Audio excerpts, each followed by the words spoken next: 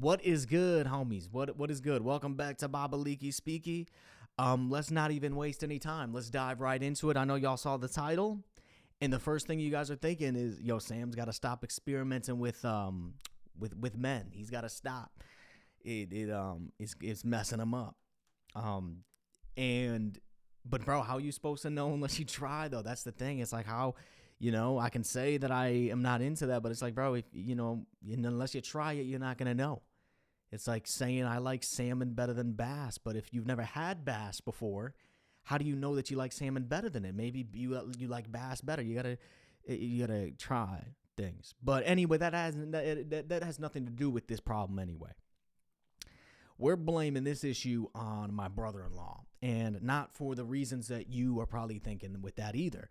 I'm blaming him because he introduced me to this thing called a bidet, right? And this thing was, he had a bidet at his house. I go into the bathroom, I'm like, what is this weird contraption on the side of your toilet? And he's telling me, oh, that's the best ass cleaner you're ever going to experience. And I'm thinking, all right. So I get in there and I used it, and he was right. He was 100% correct with that. That thing was, it was just amazing. And there's no words to it. And I told him how much I loved it. I was obsessing over this thing, man. I was talking about it the rest of the day, just what it did and just how it got into every little crevice that I needed it to. And so he ended up buying me one for Christmas.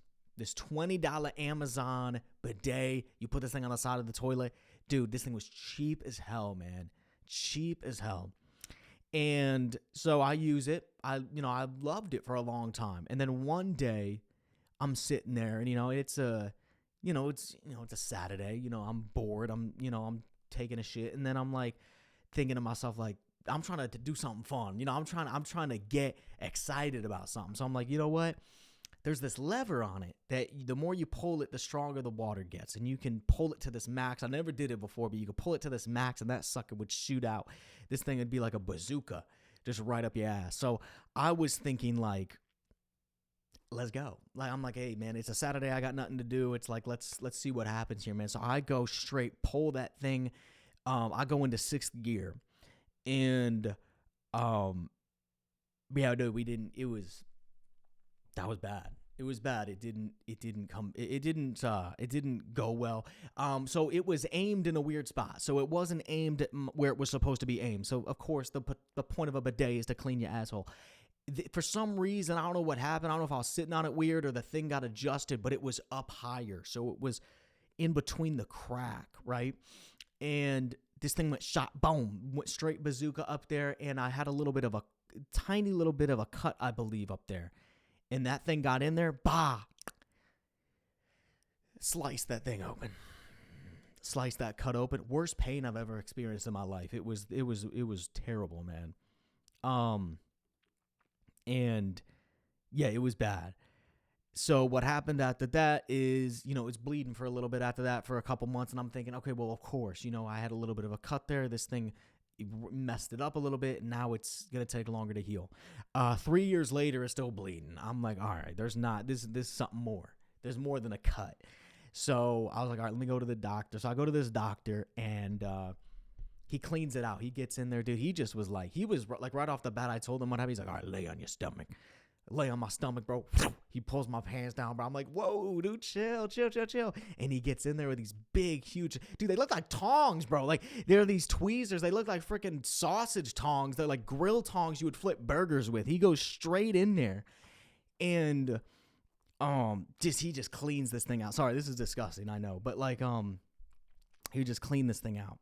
And afterwards, he's like, man, you could get the surgery, but the surgery probably won't work. And he's like, it could make it even worse. He's like, do you got like a girlfriend or something that can help you clean this thing out? I'm like, dude, I'm not gonna have the people that I love and care about. I'm not gonna give them that type of emotional trauma the rest of their life. That's a recipe for some deep therapy. If you want that, if you got to get somebody to go in there and play Operation in between your booty cheeks for the rest of your life, it just doesn't. I don't know, man. That's not something I wanted to do. I was like, I'll just deal with this the rest of my life, clean it out the best that I can. But there's no way that I'm gonna make my loved ones do that to me.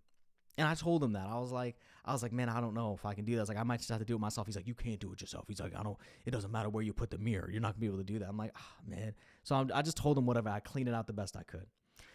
So that's what I was doing for a long time.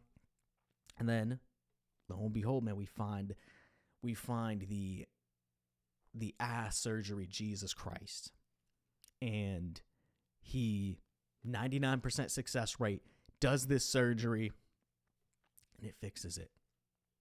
I was a little bit like, at first, because I'm like, why do you have one person at a 99, everybody else at a 40, 50%? But anyway, it sounded amazing. So we went to this guy, and he did it. He got in there, and he fixed what he needed to fix, and now I'm recovering from it. So that's what we did. That's what we did in these past 2 weeks. That's what we're figuring out. But yeah, man, it was a wild experience.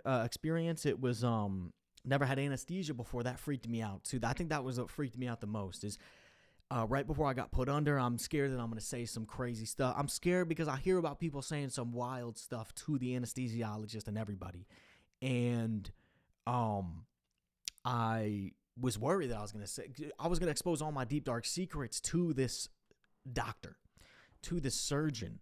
And maybe I did. He just didn't tell me if I did. But I might have been saying some weird stuff. And anyway, I get put under, don't remember. I get woken up with my heart beating fast, dude. I mean, I could hear the machine going off. My heart was going in. And the nurse is like, chill, it's okay. And the first thing that I say to her is, yo, did I say some crazy shit to him? Did I say some crazy shit? And she's like, no, you didn't say some crazy shit. You're fine. And I'm like, all right. But that was the first thing I said, dude. I was the first thing right as I got out. I'm not asking how the surgery went. I'm not asking about anything important. I'm making sure I didn't expose some deep, dark secrets to this ass doctor. But if I did, hey. Anyway, so that was it, man. And then it's just recovering, but it's weird, man. It's weird coming out of a surgery and your ass feels weird because you're like, man, what happened over there? Like, what was going on over there? It's like, I don't know what y'all did, you know? But it was just weird because it's like, y'all could have done whatever you wanted. But no, they're professional people, man. It definitely wasn't a place run by Bill Cosby, because that wouldn't have been good. But it was good professional people. And I was impressed with their work and their professionalism. It was great. So with all that being said, we're gonna have a new ass, bro. The world better watch out because new ass man is coming, dude. New ass man is coming, bro. Marvel's gotta get on that, bro, and I'll play the lead role in that. I'll play that new ass man, bro. Save the world, homie. Save the world. But no, I'm excited. I'm excited, man, because it was affecting me more than I thought. And it was one of those things that, like, when you know you might have to deal with something the rest of your life, you kind of like make it not a big deal. But then when you actually find a possible cure for it, then you're like, okay, this actually was bugging me more subconsciously than I thought. And we got it taken care of. And I'm just grateful for everybody that helped me. Grateful for everybody that helped me figure it out. My mom, man. I got to thank my mom. I love my mom. She relentlessly researching, trying to find things, because, she didn't want to see her son have two assholes, bro.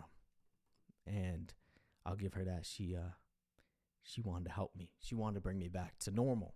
Only have one. So I appreciate that.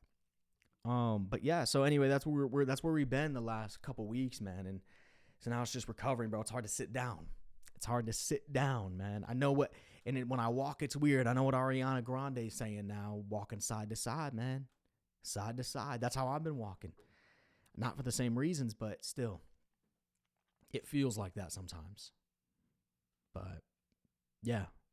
Anyway, y'all, I think that's gonna be about it for this episode. I just want to update you guys on what was going on.